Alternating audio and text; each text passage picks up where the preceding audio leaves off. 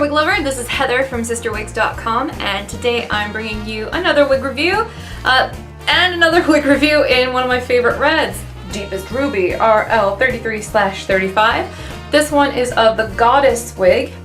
I figured somebody needs to review this one because it looks kind of nothing like the product picture. So this is Goddess when you get her right out of the box.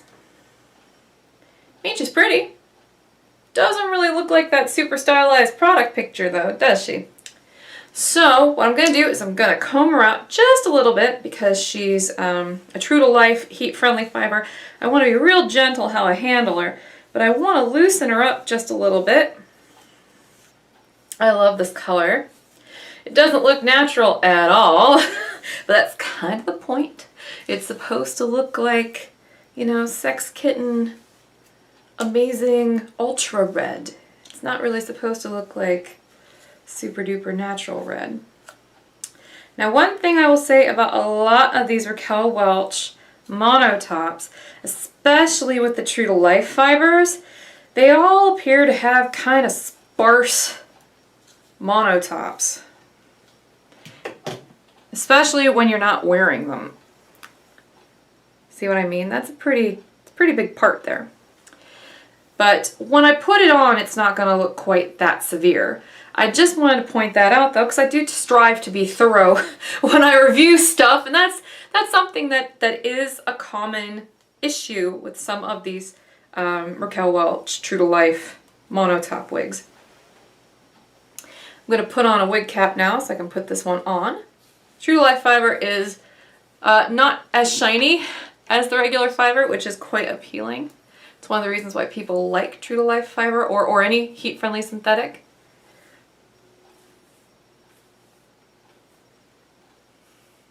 Well, see, there you go. Now you can kind of see the virtues of this wig. It still doesn't really look like Raquel's product pic though, because, you know, they've blown it out and it's like whoomph, all over the place. But it's still a really pretty wig. I'm going to play with it just a little bit more, get a little bit messier.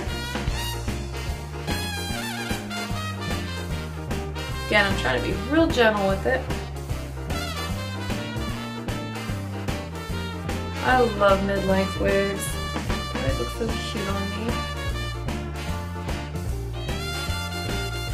I think this one's super cute, especially if you fluff it up a little bit. And look at that. That's so cute.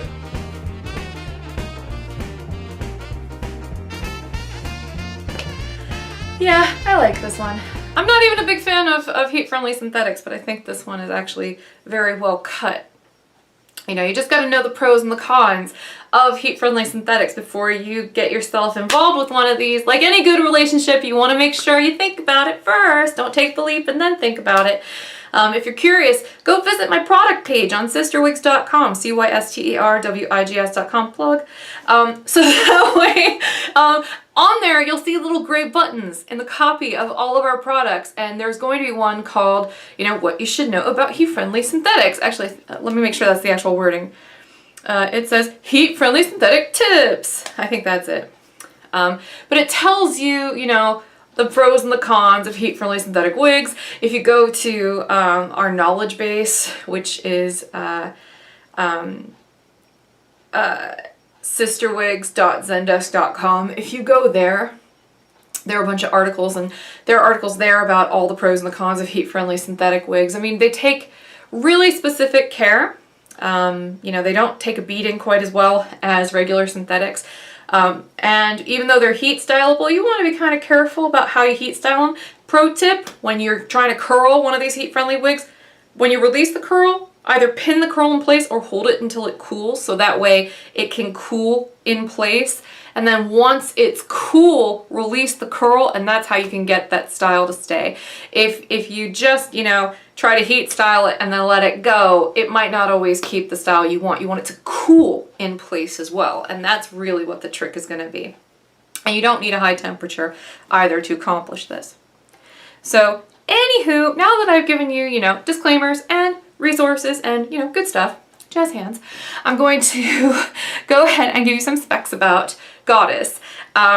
The front on Goddess is 8 inches. As you probably saw earlier when I was trying to repart her, that's real long, so you're gonna want to sweep her off to the side or have a stylist cut a bang into it.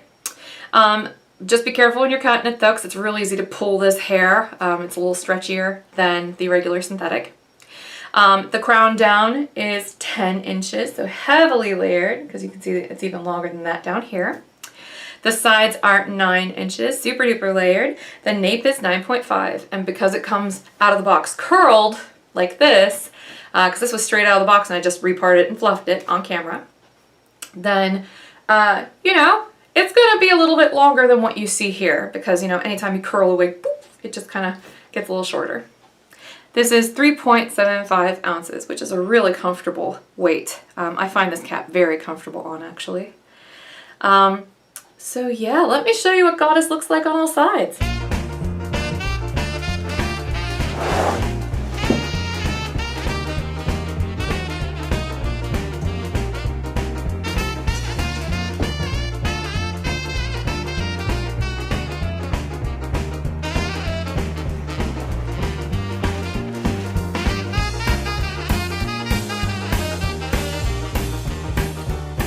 Yeah, I think this one's really adorable.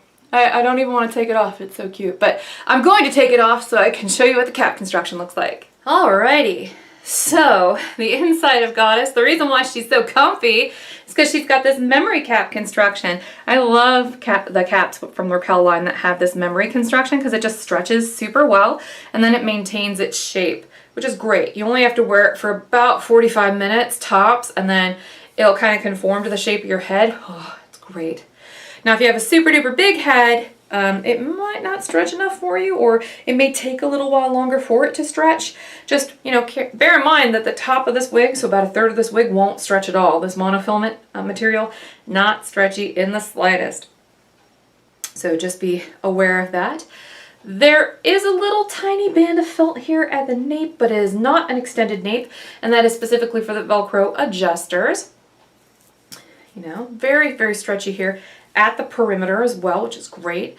Has felt closed ear tabs and a hand-tied monofilament top, a little bump of permatease at the crown that I'll show you in a moment, as well as a fully hand-tied lace front.